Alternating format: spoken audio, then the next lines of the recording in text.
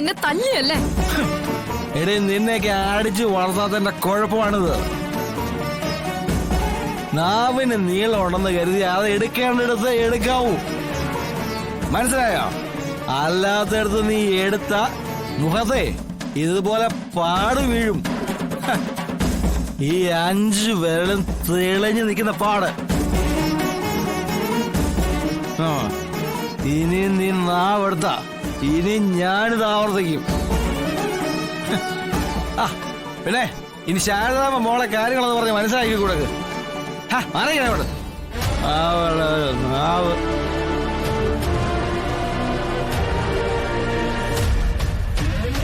ഇതിന്റെ വല്ല ആവശ്യവും നിനക്കുണ്ടായിരുന്നോ? ഓ, അപ്പൊ അയാള് മദ്യപിച്ച് വന്നതിന് അമ്മയ്ക്കൊന്നും പറയാനില്ലല്ലേ? ഇടി, അതിന് ഇപ്പോഴാണോ പറയുന്നേ? ഇപ്പൊ പറഞ്ഞിട്ട് കിട്ടിയല്ലോ. ബോധമുള്ള ആളോടാണ് കാര്യങ്ങൾ പറഞ്ഞു ബോധ്യപ്പെടുത്തേണ്ടത്. പക്ഷെ പറയുന്ന ആൾക്കും ആ ബോധം വേണം. നിനക്കത് ഇല്ലാതെ പോയി. ഓ, അല്ലെങ്കിൽ ഒടുവിൽ എല്ലാ കുറ്റവും എന്റെ തലയിൽ വരുമല്ലോ. ശ്യാമേ, നീ ഒരുപാട് കാര്യങ്ങൾ ജീവിതത്തിൽ പഠിക്കാനുണ്ട്. ഒരു ദേശത്തിന് കിണറ്റി ചാടിയ 9 ദേശത്തിന് കിണറ്റിന്ന് പൊങ്ങാൻ നോക്കിയാലും പറ്റില്ല.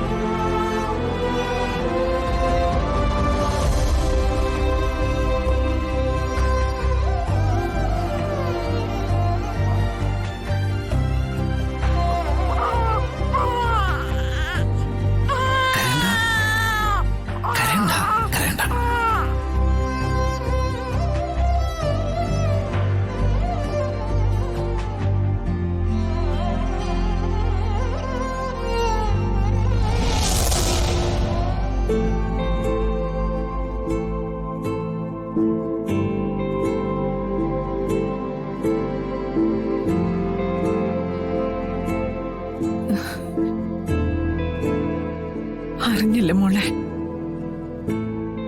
നീ എന്റെ വിഷ്ണുവിന്റെ ചോര തന്നെയാണെന്ന് അച്ഛമ്മ അറിഞ്ഞില്ല.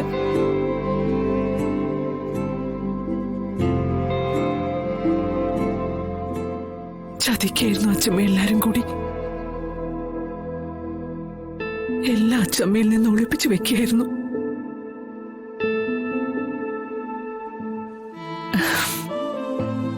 എന്റെ വിഷ്ണുവിന്റെയും ശാലിനിയുടെയും മക്കൾ രണ്ടുപേരും രാജകുമാരിയെ പോലെ ഇവിടെ വാഴേണ്ടതല്ലേ? കുറെ തെറ്റുകളെല്ലാം എല്ലാവരും നിങ്ങളോട് ചെയ്തിട്ടുണ്ട്. ആ തെറ്റുകൾക്കൊപ്പം അറിയാതെ ഈ അച്ഛമ്മയും. എന്തിനായിരുന്നു ഈ പാപമെല്ലാം എന്റെ തലയിൽ കൊണ്ടിട്ടതെന്ന് എനിക്കെന്റെ മകനോട് ചോദിക്കണമെന്നുണ്ട്, നിങ്ങളുടെ അച്ഛനോട്.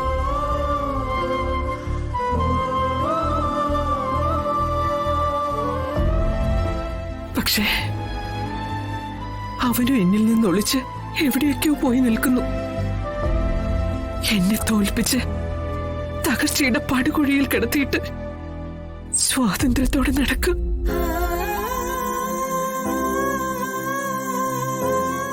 നടക്കട്ടെ. എന്റെ മക്കളെ സത്യങ്ങൾ അറിഞ്ഞ് സ്നേഹിക്കാനും കൊഞ്ചിക്കാനും ഈ അച്ഛമ്മയ്ക്ക് കിട്ടിയിരിക്കുന്നത് ഈ പ്രായത്തില്. കുഴപ്പമില്ലേ അച്ഛമ്മയ്ക്ക്?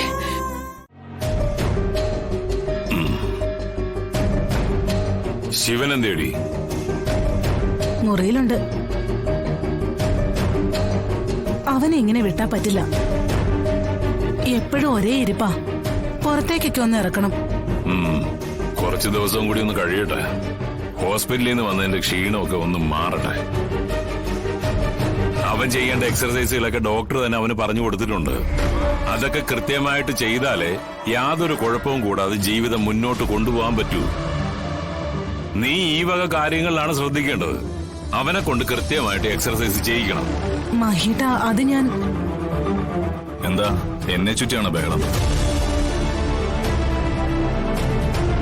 അതെ, നീ കൃത്യമായിട്ട് എക്സർസൈസ് ഒക്കെ ചെയ്യുന്നുണ്ടോ എന്ന് ചോദിക്കായിരുന്നു. അത് അമ്മയോടാണോ ചോദിക്കുന്നത്? എന്നോടല്ലേ? ഡോക്ടർ എന്നോട് ചോദിക്കും, അതാ ഞാൻ പറഞ്ഞത്. പിന്നെ നീ കുറച്ചുകൂടിയൊക്കെ ഒന്ന് ആക്റ്റീവ് ആകേണ്ടിയിരിക്കുന്നു. നിന്റെ ആ പഴയ പ്രസരപ്പിലോട്ട് നീ എത്തണം. അച്ഛാ, ലാസർ വന്നിട്ടുണ്ട്.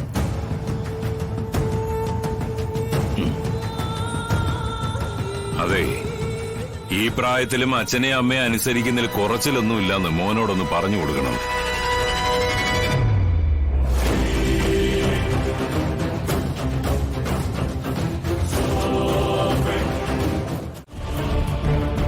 ഒരുപാട് കാര്യങ്ങൾ ആ തലയിൽ കൊണ്ടു നടക്കുന്ന ആള്. ശത്രുക്കൾ ആ തലയ്ക്ക് വിലയും പറഞ്ഞിട്ടുണ്ട്. സ്വന്തം കാര്യം നോക്കാതെ മറ്റുള്ളവർക്ക് വേണ്ടി ഓടുന്ന ആളായതുകൊണ്ട് ഇക്കാര്യത്തിൽ ഞാൻ ഇത്രയും ഇൻവോൾവ് ആവുന്നത്. കാരണം ഇത്തരക്കാർക്ക് നമ്മുടെ സമൂഹത്തിൽ ജീവിക്കാൻ വളരെ ബുദ്ധിമുട്ടാ. പ്രൊട്ടക്ഷന് നാളെ ഞാനൊരു പോലീസുകാരനെ ഡ്യൂട്ടിക്ക് ഇട്ടേക്കാം മാഡം. ആ പിന്നെ 3-ാമൂട് ക്വാറിയിലേക്ക് ഞാനൊന്ന് പോകുന്നുണ്ട്. കാശുള്ളവന് മാത്രം അവിടെ ജീവിച്ച പോരല്ലോ, സാധാരണക്കാരനും ജീവിക്കണ്ടേ?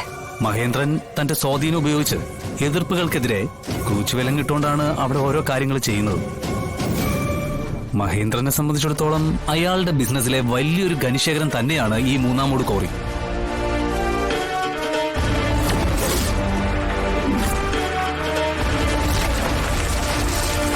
നല്ല ഭാഷയിൽ പറഞ്ഞ അയാളുടെ പണത്തിന്റെ അക്ഷയപാത്രം. അതിൽ കൈവയ്ക്കുമ്പോ സൂക്ഷിക്കണം, അയാൾ എന്തും ചെയ്യും.